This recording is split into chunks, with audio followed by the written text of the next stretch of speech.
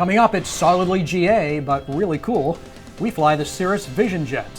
Landing really short in Valdez and drones taking the stage. Plus, she's headed around the world. Find out why. AOPA Live this week begins in just a moment. Build and fly with the Sonex Aircraft B models. The B models offer more room and comfort, more fuel, more panel space, more engine choices, and the same great Sonex Aircraft flight characteristics. Learn more at sonexaircraft.com.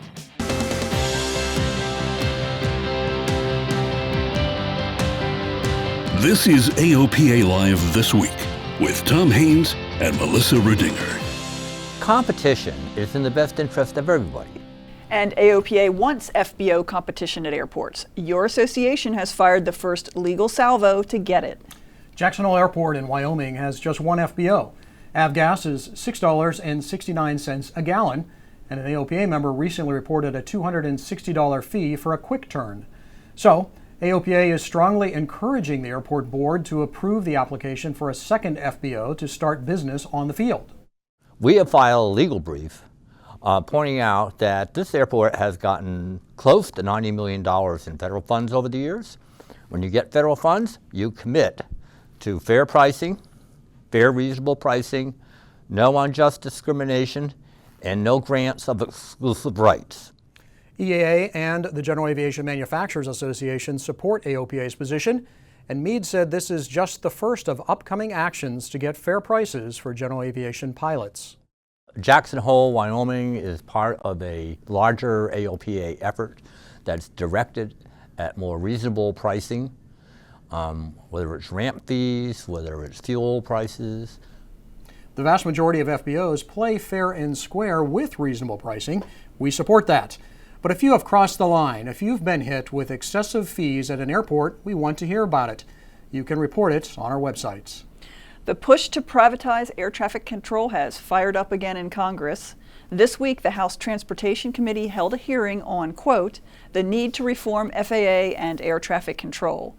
Committee Chairman Bill Schuster has been pushing for a long time to separate air traffic control from the FAA and give it to a nonprofit corporation. Government is not the solution to the problem. Government is the problem. And we see all over the world people turning to the private sector. Whether it's Europe or it's Asia, it's Australia, New Zealand, Canada, look around the world, countries, governments are looking to partner with the private sector because they see they do it better. The people testifying at the hearing were pretty much stacked in favor of privatization. Joe Brown of Hartzell Propeller was the lone businessman and GA pilot on the panel. Many are arguing that what we should do is spend the next 5 to 7 years focusing on the structure and the governance of our air traffic organization. I don't like that risk profile. I don't think we should be distracted.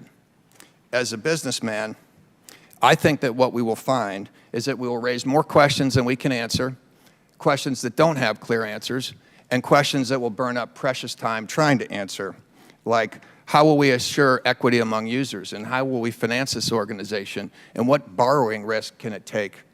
And what about new market entrants? How do they fit into the picture? And that doesn't even address whether the people are better served by the structure after we transfer so much national wealth to it. Congress will have to decide the issue by September in a new FAA authorization bill.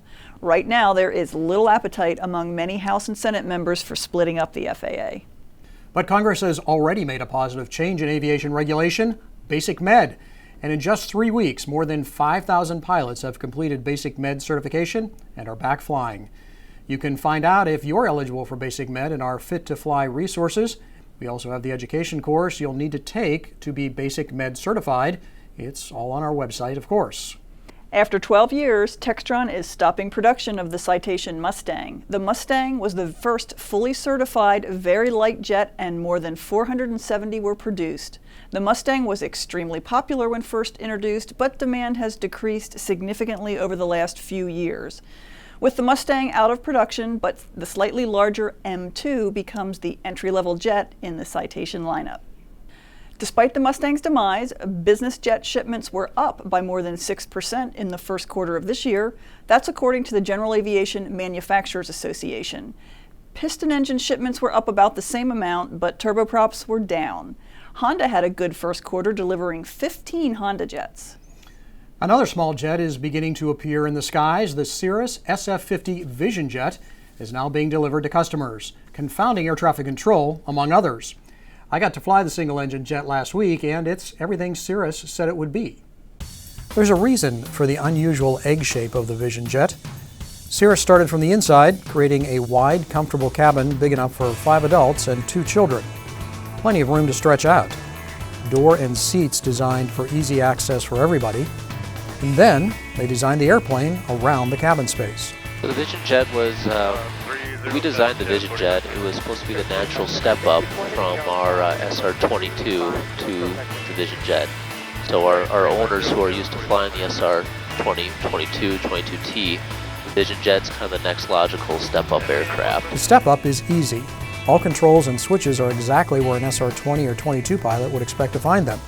Systems are highly automated. Like the pressurization, there's nothing to do. It knows your destination and what the elevation of your destination is, automatically schedules the pressurization. Because as we were mentioning, all the systems are integrated. We're not sitting here studying all the engine instruments. They're in the green, they're good. If something's wrong, we'll get an annunciation. And then we'll go to a checklist to figure out what to do next. Simple enough that a guy with no turbine time is now demonstrating the airplane. All my experience has been pretty much mainly single engine, normally aspirated airplane, piston airplanes. And by the third flight, I was comfortable flying the airplane without any help from the right seat. Matt says a few hundred hours of SR time will set you up for success in the Vision Jet. The jet is designed for the successful owner pilot. It fits a niche above high-performance pistons and below more complex turbine aircraft. At 300 knots, hey, it's not the fastest, but more speed, that will cost you at least $1 million more. Really fits a regional mission. It was really designed to, fly 800 pounds, 800 nautical miles, or 1,000 pounds for 600 nautical miles. In keeping with that regional mission, the Vision Jet fits into smaller airports. The 85 to 95 knot approach speed keeps things slow and easy, even on a circling approach. And of course, it's fun to fly. So Melissa, it was really a lot of fun. It's quite an amazing airplane, fits an unusual niche, and so we'll have more about it in an upcoming issue of AOPA and Pilot Magazine. One of the funnier things, though, was air traffic control. They didn't know what to do with this. They didn't know what it was. One controller was clearly a pilot. He was asking all sorts of detailed questions about what that airplane is and how fast will it go and what kind of runway length do you need. And then we landed at Cleveland, and the line guy there parked us right up front, taxied us right by a bunch of business jets, parked us right up front. He says, "I've never parked one of these before. I'm going to give you rock star parking." So, some days it's good to be you. Yeah, it was a fun time. Good. Well, when we come back, heading around the world to set an example. And landing so short, you won't believe it. We'll be right back. Did you know it's now fully legal to fly your plane to Cuba? Call the experts at Cuba Handling and we'll walk you through the process. Our team will make your flight simple and will create the experience of a lifetime. From hotels to cultural experiences, we do it all. Visit CubaHandling.com. Call it the unmanned Oshkosh. AUVSI Exponential is a large gathering of UAS pilots, companies, and experts. AOPA headed to Dallas for the event. Drones are part of our You Can Fly program. Read more about the conference and sign up for the AOPA Drone Pilot newsletter on our websites. Canada's premier military demonstration team is standing down for a while. The Snowbirds have canceled appearances at 6 upcoming air shows. It's a safety stand down because the team leader feels the squad needs more practice and training at their Moose Jaw home base. Bad weather had cut into their practice time. The Rochester, New York air show was canceled after the Snowbirds dropped out, which is a real shame because they are really a fantastic team, really fun to watch. Did you see them, Oshkosh? I did, and they caught my eye. I've been, like you, I've been to a lot of air shows, so you tend to see things a lot, and they're really different and unique routine, Hope I to think. see it back flying soon. Definitely.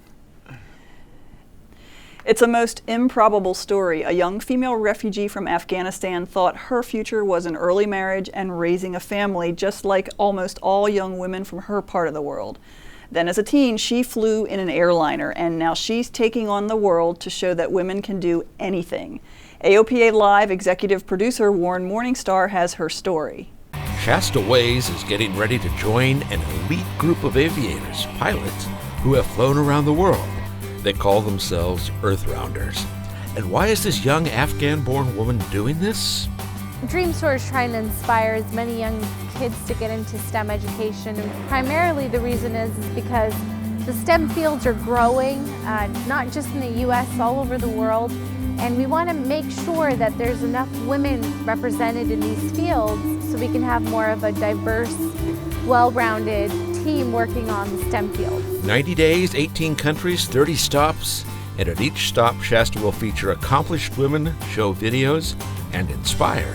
Part of what DreamSoar is doing is sharing these videos for young kids to see real live examples of what STEM is, the women who are in these fields, and hopefully getting their attention to start maybe considering the STEM field and the fact that it's really exciting. She formed a nonprofit, DreamSoar, to fund her mission, a mission that will continue long after her flight. But first, the flight. Her A-36 Bonanza is equipped with tip tanks and auxiliary tanks in the cabin, nearly 300 gallons total, HF radio for over-water communications, and a lot of help from people on the ground. Earth-rounders are a tight-knit, supportive group. 4 of them met Shasta in Columbus, Ohio the night before her first leg to offer support and advice. All right, guys, so what is your best piece of advice for me? First, it's a great day for women in aviation, and more importantly, just follow your gut. My best advice for you is there will be a point somewhere along the trip where you'll start to have butterflies in your stomach and you're wondering whether you're doing the right thing or not. Just smile and keep going. You're so well prepared, you've made your plans, you're supported by a great team. Just keep going and it'll all be great. Now, the choice of Columbus was purposeful.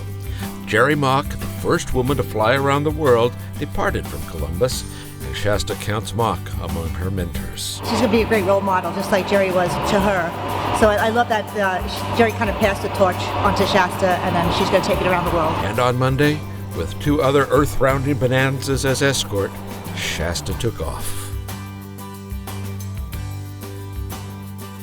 In Columbus, Ohio, Warren Morningstar, AOPA Live. You can follow Shasta on her flight and learn more about DreamSoar on her website. That's an inspiring story. Yeah, that is a very good story. I hope her the best of luck to her. She makes that trip. Pretty Absolutely. Cool. Pilots' desires to keep flying know no limits, and sometimes they try to convince themselves and others that what happened didn't happen, as in this story about Dr. Jonathan Sakier's friend and his incident. Hospital staff were attending to him in his critical condition. He was saying, "I have to fly. Tell them it's only heartburn. I have to fly." The paramedic who had transported Martin said that they often hear that from pilots. In this Flywheel episode, Dr. Sakier urges pilots to not be in denial about their health, and he offers some tips on what you can do to avoid a heart attack. You can find the video on AOPAlive.org. Just scroll down to the page to find the episode. It's the best of college aviators. More than 380 college aviation students gathered at Ohio State University for the Safety and Flight Evaluation Conference. Most of us know it as SafeCon. 27 schools went head-to-head to compete. Embry-Riddle Prescott takes home the top prize. Liberty University, second place. Read more about the event on our website. They say it's a new record. Imagine landing in just 10 feet, 5 inches. According to officials in Alaska, 1 pilot did just that. AOPA's Mike Collins has the story from Valdez, Alaska. You've seen the videos on YouTube. Tundra-tired tail draggers landing like helicopters on the Arctic tundra. But in Valdez, it's serious business. We got started as an economic development idea. Now in its 14th year, the Valdez Flying and Air Show is a big draw. But the main event is its legendary STOL competition. The contest has evolved a little bit, but how we do it now is you score a takeoff and a landing pair. You are scored when the main wheels leave the ground, the distance there, and then you have to be on the line or beyond with the main wheels on landing, and then how much it takes you to get stopped. And pilots from all over make the trek to show off machine and skills. Taking off can be about horsepower, and landing is about pilot technique. One pilot shows that he has both. That's Frank Knapp flying his one-of-a-kind little Cub. Yeah, the fuselage itself started out in 1939 J3. We rebuilt everything around it and eventually including the fuselage pretty much.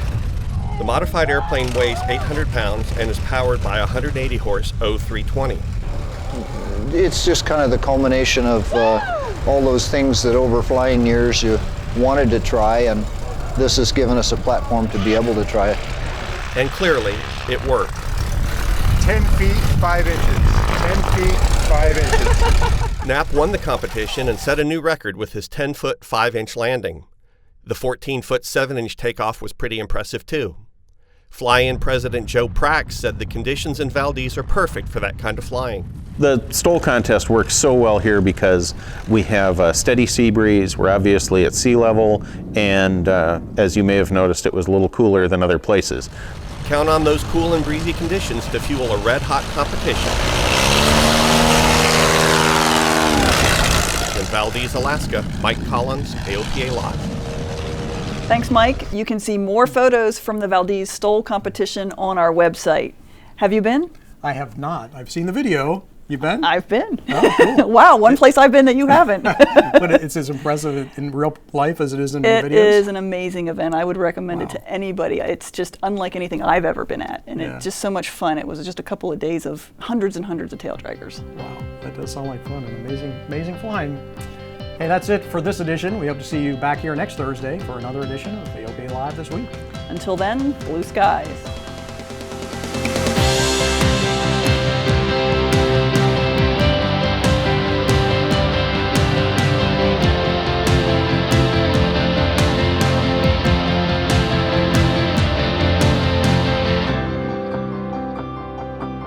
There are many important things to consider before purchasing an aircraft. Let the experts at Aerospace Reports help guide you through the process. We combine expert knowledge with our long-standing commitment to personalized customer service to perfect your transaction. Learn more at aerospacereports.com.